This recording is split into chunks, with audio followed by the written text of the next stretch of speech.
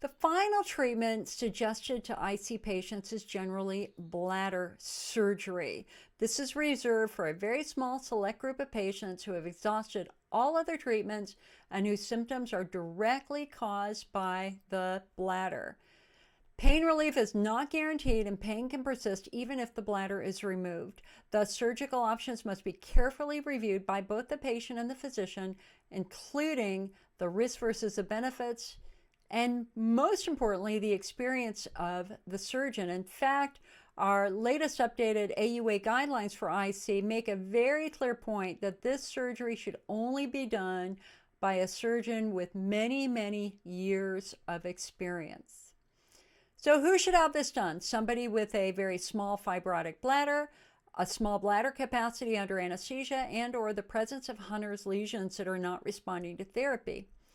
Patients who are not good candidates for surgery or who may have a higher risk of failure are those who have a large bladder capacity under anesthesia, who do not have Hunner's lesions, who lack relief from an anesthetic installation, which proves that it's coming from the bladder wall, who have pelvic floor tension, who have pain beyond their pelvis, and who have widespread pain.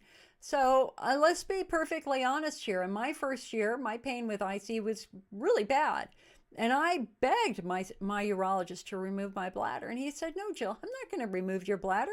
You haven't even done any of the good treatments yet. And I'm so incredibly thankful that he talked me down, because this type of surgery is very extreme and requires a lot of consideration.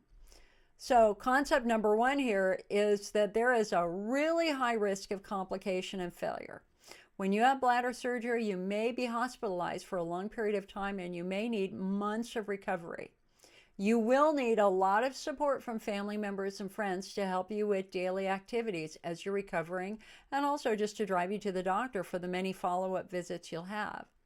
Now, there are a couple of different surgical methods that they can do. They can do something called a substitution cystoplasty or a bladder augmentation. And that's where what they do is they take a section of the bowel that they then attach to the bladder to try to increase bladder capacity. So your bladder still continues to store urine. You will still urinate through your urethra, but there are problems associated with this procedure. If, for example, they remove the trigone of the bladder, this increases your risk of urinary retention. If you keep your trigone, this may result in some persistent pain and recurring Hunner's ulcers. So not easy. Another type of surgery that they can do is called a urinary diversion, with or without bladder removal. So this involves, again, taking a section of bowel to divert urine from your ureters to bypass the bladder and go directly to a stoma in your abdominal wall, or into a pouch that they've created within the abdomen from your intestine. And because urine no longer passes through the bladder, the surgery has the potential of relieving some of that frequency and nocturia and sometimes pain, again, in that carefully selected patient. However, complications can occur in the section that bowel that is used, because bowel is not meant to hold urine, and it can become very red, irritated, and produce a lot of mucus. Now, many patients assume that if you have your bladder removed, your pain is going to go away. Sadly, this is not the case. And in one study of 14 patients who underwent surgery, 10 reported persistent pain afterwards. And this makes me think of one of the earliest members of my first IC support group who did have her bladder removed. She was an elderly lady who lived north of me.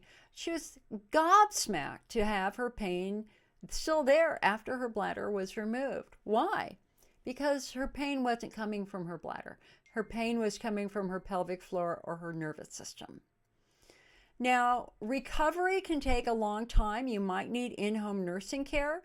One of the things we urge you to talk to your health insurance company about is supplies, because you will need supplies. You might need catheters, you might need bags.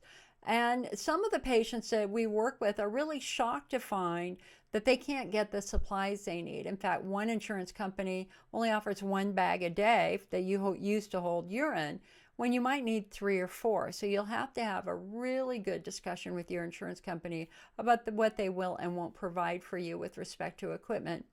And last but not least, if there's any chance at all that you can talk with another patient who's had their bladder removed, really strongly encourage you to do that so that you can learn directly from them why they had their bladder removed, what that procedure was like, and what their long-term recovery was. For some people, it can be life-changing for the better, and for others, it can be a great disappointment. If you're looking for any more information on surgery, please come on over to our website. And of course, I would be more than happy to talk with you, especially if you feel like this is your only hope. Because I got to tell you, there are a lot of patients out there who literally, they haven't done important treatments like pelvic floor therapy. And we want to make sure you dot your I's and cross your T's with respect to treatment before you consider any sort of major procedure. As always, come on over to our website. We'd be happy to share any additional information that we have, and you can always give a phone call. Take-home summary. Bladder surgery is the final treatment option and is reserved for patients who have exhausted all therapies and their symptoms are caused by the bladder. Pain relief is not guaranteed and can persist even after the bladder is removed. The best candidates for surgery have a small fibrotic bladder and Hunner's lesions that have not responded to treatment. The worst candidates that have a higher risk of failure have a large bladder capacity, no Hunner's lesions, no relief from an anesthetic, cocktail, pelvic floor tension, or pain beyond the pelvis. Bladder surgery is a major procedure that will require many months of recovery. A substitution cystoplasty expands the bladder with a segment of the bowel. Urinary diversion bypasses the bladder. Cystectomy removes the bladder completely and is rarely done. And your surgeon should have years of experience with IC and be dedicated to your long-term care and recovery. Questions you can ask your doctor. Am I a good candidate for bladder surgery? What type of surgery do you recommend? What complications have you seen from this type of surgery? What symptoms do you believe it will improve or resolve? What is the immediate recovery like? Will I be in the hospital? What are the post-operative pain levels like? How will my pain be treated? If I have pain for an extended period of time, how will it be treated?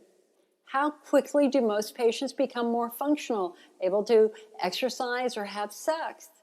How soon will I be able to drive? How soon will I be able to return to work? What type of equipment and supplies will I need at home? A walker, catheters, other supplies? And what will my insurance cover? And are they being reasonable? And who will care for me if you're not available? I invite you to our live weekly IC support group meetings over on Facebook, YouTube, every Sunday, 1 p.m. Pacific. Of course, you can find the best resources, books, chair cushions, heating pads, in the IC Network shop. And if you find this video helpful, please become a member of the IC Network and you can get our wonderful magazine, The IC Optimist. Thanks for watching.